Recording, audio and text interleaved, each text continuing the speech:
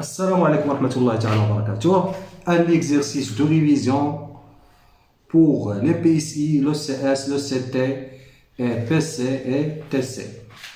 Ou bien deuxième bac, sciences maths, ou bien la fac. Donc cet exercice-là dit déterminer les fonctions continues de R dans R qui vérifient la relation suivante. F de x plus y est égal à f de x plus f de y. Donc comment on va faire pour déterminer f?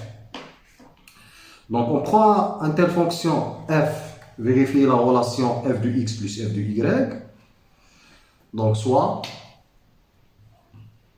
f tel que, quel que soit le couple x, y appartient à r au carré, f de x plus y est égal à f de x plus f de y.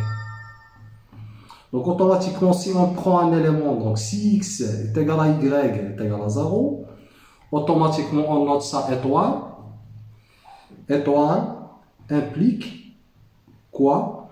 Que f de 0 est égal à 2 f de 0, ce qui est équivalent automatiquement que f de 0 est égal à 0.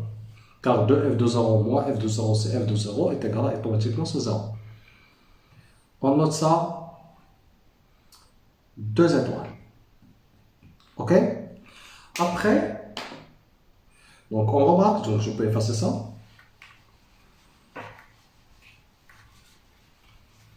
On a f de 2 par exemple est égal à combien? C'est f de 1 plus, c'est 1 plus 1, 2 c'est 1 plus 1, qui est égal à f de 1 d'après la relation étoile, qui est égal à 2. f de 1. De même, f de 3, c'est quoi?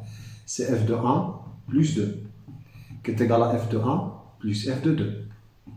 f de 2, c'est quoi? C'est 2 f de 1, c'est exactement 2 plus 1, c'est 3 f de 1. Ainsi de suite, حتى الآن f de 1, غادي نغوماركيوها اللي كتساوي n f de 1, tel que n appartient à n.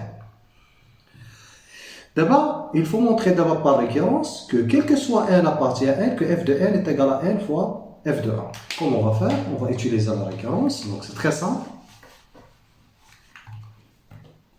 Montrons que quel que soit n appartient à n, f de n, c'est exactement c'est n f de 1. Comment on va faire? L'initialisation pour n est égal à 0.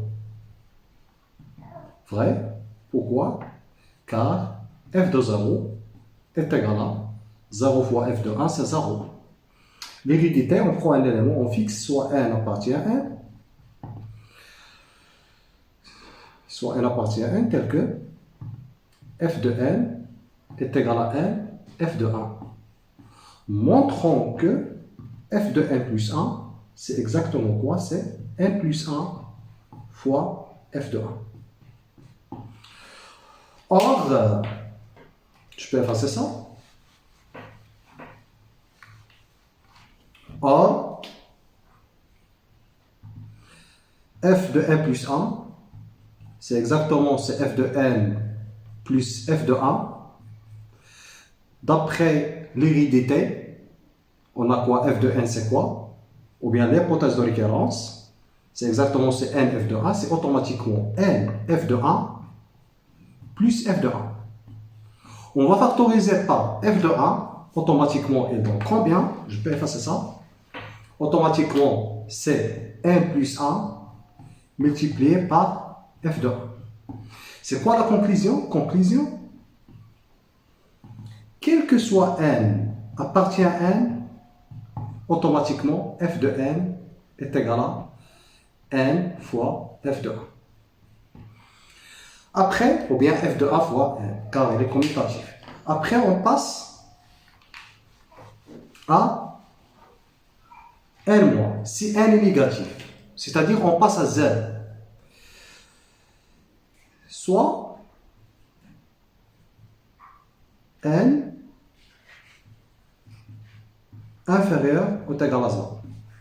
On a f de, il faut montrer que f de n est égal à n fois f de 1. On a f de n, c'est exactement quoi? C'est f de moins n.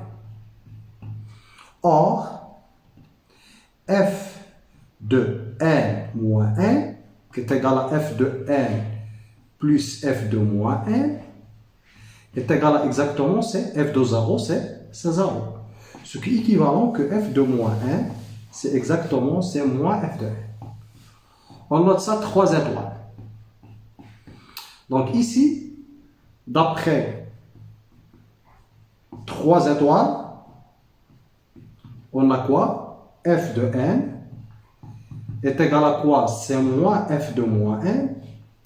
Or, n il est négatif. Automatiquement quoi? Automatiquement, moins n il est positif. D'après la démonstration dans n, f de moins n c'est quoi? C'est moins n fois f de 1. Car moins n appartient à n. C'est automatiquement moins n, c'est exactement c'est n f de 1. Donc c'est quoi la conclusion ici? Quel que soit n appartient à z, je peux effacer ça. Conclusion. Quel que soit n appartient à z, quel que soit n appartient à z, f de n, c'est exactement c'est n fois f de 1. Après, on passe à q. Donc, soit r appartient à q. Donc, il existe un pq appartient à z croix n étoile, tel que cette r-là est égale à combien? C'est p sur q. Donc, il faut montrer quoi? Il faut montrer que f de r, montrons que f de r est égal à exactement, c'est r fois f de 1. Ok? Donc, je peux effacer ça.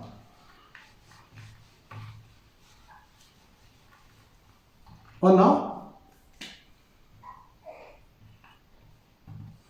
f de r est égal à combien? C'est f de p sur q.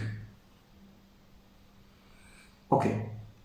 Donc, on va multiplier les deux côtés par q. Ce qui implique automatiquement que q fois f de r est égal à exactement quoi? C'est exactement c'est q fois f de p sur q. Ok. هنايا غادي نخدموا القاعده نتاعنا. القاعده اللي عندنا étoile اللي عندنا f de x plus y, c'est automatiquement quoi? C'est f de x plus f de y. Ok. دابا عندنا هاد الكي غادي نقدروا ندخلوه لداخل. الكي ندخلوه لداخل. علاش؟ Pourquoi? Car on a P sur Q fois Q est égal à exactement quoi? C'est exactement P. Ce qui implique automatiquement que f de P qui est égal à quoi? C'est P appartient à quoi? P appartient à Z. Donc c'est exactement c'est P fois f de 1. Ok. F de P c'est exactement quoi? C'est f de Q fois exactement P sur Q. ونكمل بعد غادي نمسح هذا الجزء هذا ياك اللي كيساوي لنا شحال. هذه غادي نديروا العلاقه نتاعنا اللي كتساوي لنا غادي نكتبها هنايا f de P c'est exactement c'est P fois f de 1 car P appartient à Z qui est égal à f de Q fois P sur Q اللي هو R اللي كيساوي لنا شحال. C'est f de R plus R, combien de fois? Q fois. Q c'est un entier. Donc, d'après la propriété étoile, c'est quoi? C'est Q, F de R. D'après étoile. شوفوهم ولا لا؟ لأن غادي نمسح هادي ونذكر الإطوال واش هي وربما كاين شي واحد ما يفهمش هاد الباساج. F de R plus R, c'est exactement ces deux F de R. Ainsi de suite. حتى le Q. Q c'est un entier, ما عرفناش واش 3 واش 4 واش مليار. Donc c'est ça. Donc هذه Q fois c'est exactement Q fois F de R. Automatiquement غادي نجيب هذه مع هذه. هذه تيلدا مع هذه. واش تعطيني؟ Q F de R est égal à P fois F de 1. Ce qui implique, on va diviser par Q, car Q est non nul. Ce qui implique automatiquement que F de R est égal à exactement P sur Q fois F de 1. Or, P sur Q, c'est quoi? C'est R. Donc, automatiquement, donc, ce qui est équivalent que F de R est égal à, cette quantité-là, c'est R, multiplié par F de 1. Conclusion. Quel que soit R appartient à Q, F de R, c'est exactement quoi? C'est R fois F de 1. Après, on passe à quoi? À R. Donc, soit X appartient à R, montrons que F de X, c'est exactement c'est X fois F de 1. Ou bien c'est exactement c'est F de 1 X. Donc comment on va faire pour démontrer ça? Donc on va utiliser le résultat. Rappel. Soit X appartient à R. Donc il existe la suite rationnelle Rn incluant Q à la puissance n, tel que Rn converge vers x. Cette Rn là, donc par exemple, on a Rn est égal à exactement quoi? C'est la partie entière de nx sur n. Cette suite là converge vers x, avec n appartient à n étoile. Comment on va faire pour démontrer que R1 converge vers X, cette suite-là? Donc R1 converge vers X, en effet. C'est-à-dire que qui dans R, c'est-à-dire que qui bar, notion topologique, qui bar, c'est exactement c'est R. Donc ici, on a Rn qui est égal à la partie entière de n de x sur n, converge automatiquement vers x. En effet, on a toujours donc n appartient à n étoile. Attention. Donc on a la partie entière de n de x, elle est inférieure ou égale à x, nx, supérieure strictement à nx moins 1. Ce qui est équivalent, on va diviser par n, donc x moins 1 sur n, elle est inférieure à la partie entière de nx sur n, inférieur ou égal à x. Donc ce qui est équivalent que cette suite-là Rn de x est inférieure à x, supérieure strict à x moins 1 sur n. D'après gendarme, cette suite-là constante tend vers x, cette suite-là tend vers x, automatiquement Rn tend vers x. Donc automatiquement Rn tend vers x. Ok? Ça y est. Donc soit x appartient à R, c'est un rappel, soit x appartient à R. Donc il existe la suite Rn incluant Q à la puissance n, tel que Rn, la limite lorsque n tend vers l'infini de Rn, c'est exactement x. Or, f de Rn, d'après la propriété de Lerner, c'est exactement Rn fois f de 1. Par passage à la limite lorsque n tend vers l'infini de f de Rn, c'est exactement quoi? C'est la limite lorsque n tend vers l'infini de Rn, c'est x fois f de 1. Et on va dire la continuité. Or, f est continu. Ok? Comme f est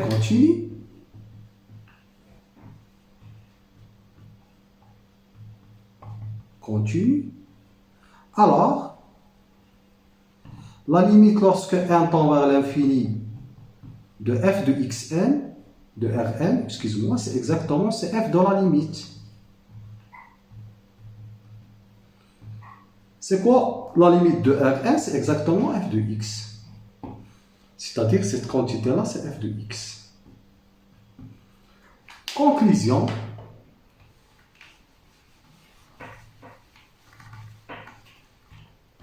Conclusion.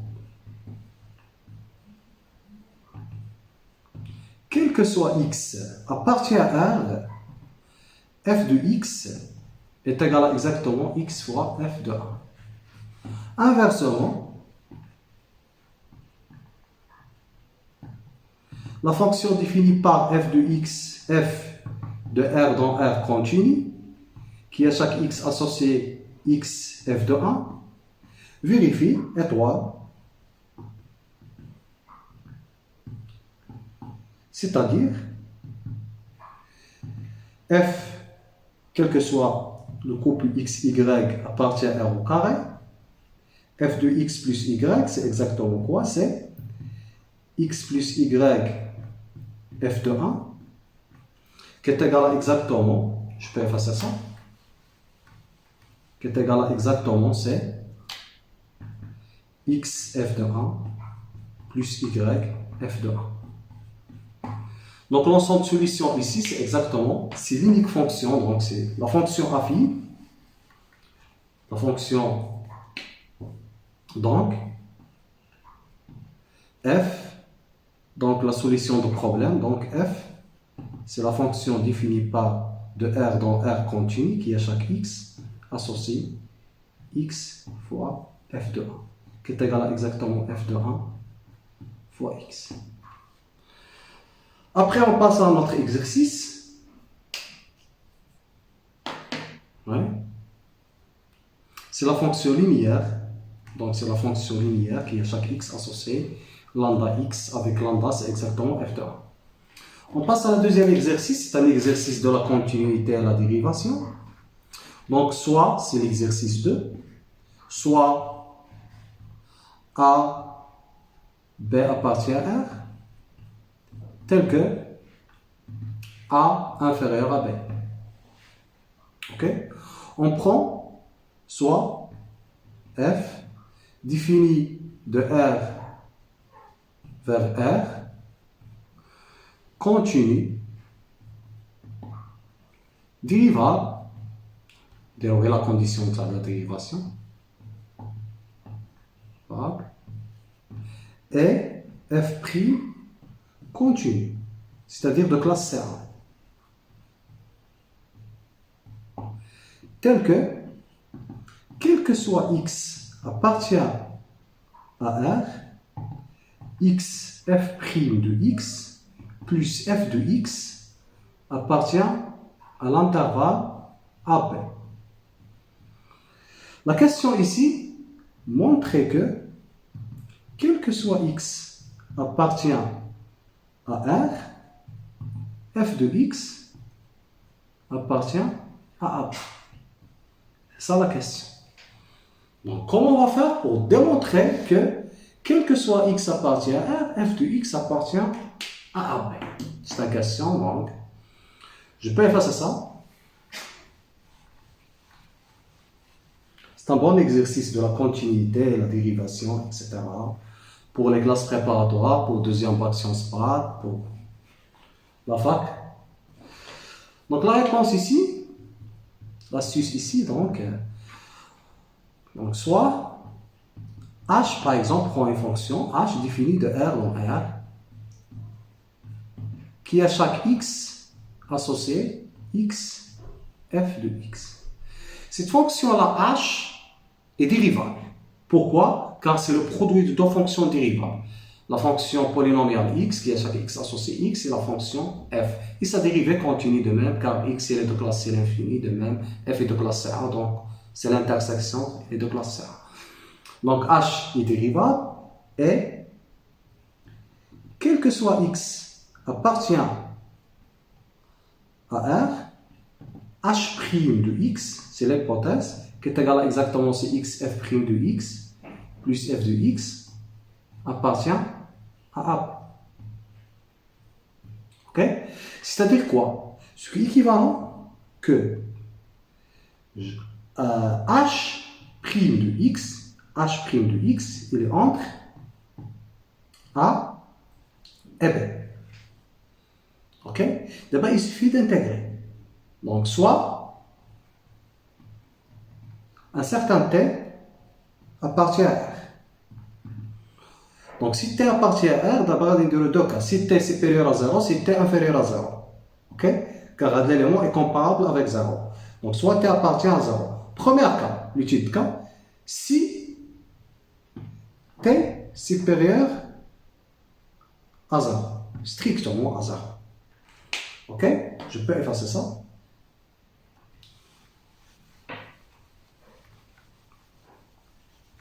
Donc, si t est supérieur à 0, on dit l'intégrale, ce qui implique, on note ça étoile.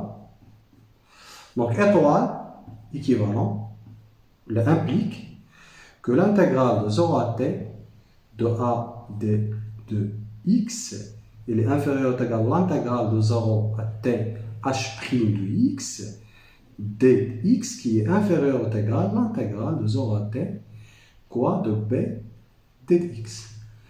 Ce qui est équivalent, cette quantité-là, c'est t de a, et inférieur ou égal à c'est quoi? C'est h de t moins h de 0, qui est inférieur ou égal à t fois b. Or, c'est quoi h de 0? C'est exactement ce 0. Pourquoi? Car h de x, c'est x fois f de x. Or, h de 0, c'est exactement ce 0 fois f de 0 qui est égal à 0. Automatiquement, cette quantité-là, c'est exactement c'est ta multiplié inférieur ou égal à, c'est quoi h de t? C'est t, f de t.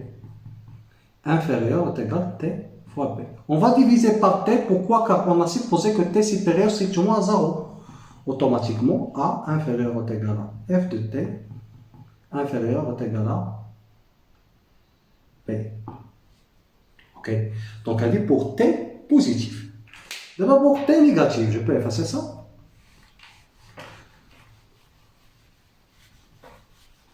Deuxième cas.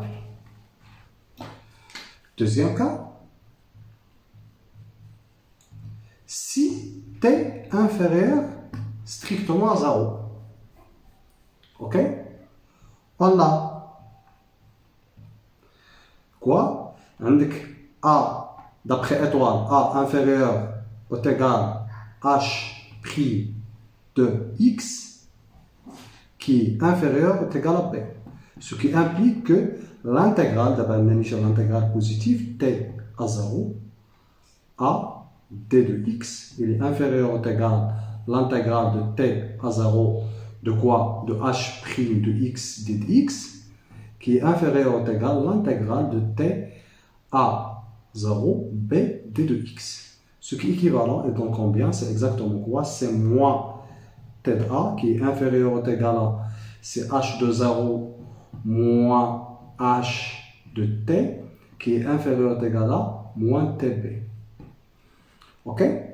Ce qui est équivalent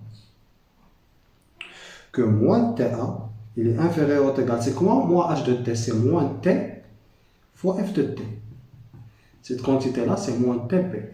Or, moins t qui est derrière? T il est négatif, ce qui implique automatiquement ce qui est équivalent à moins t, il est supérieur strictement à 0. Donc, on peut diviser par moins t. Donc, automatiquement, je peux effacer ça. Donc, automatiquement, on va diviser par t, moins t, a inférieur ou égal à f de t, inférieur ou égal à quoi? P. Ok? Pour t est égal à 0, donc je peux effacer ça.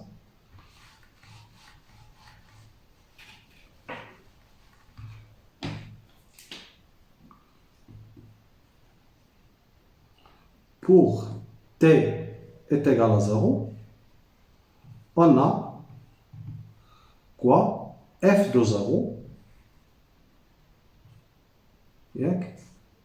f de 0, elle est entre A et B. Pourquoi ça? Car on a, car, quel que soit x appartient à R, H' de X, c'est quoi? C'est X, F' de X, plus F de X. Ok? Et là, on a X0, elle appartient à B, d'après l'hypothèse. Pour X est égal à 0, je vais H' de 0, elle c'est 0, ou elle F de 0. Donc F de 0, il est toujours entre A et B. Ok? Donc la conclusion ici,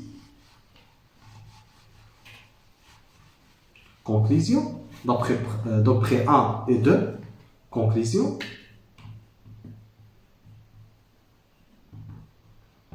quel que soit X appartient à R, F de X appartient à A. C'est-à-dire que F de X est entre B et A.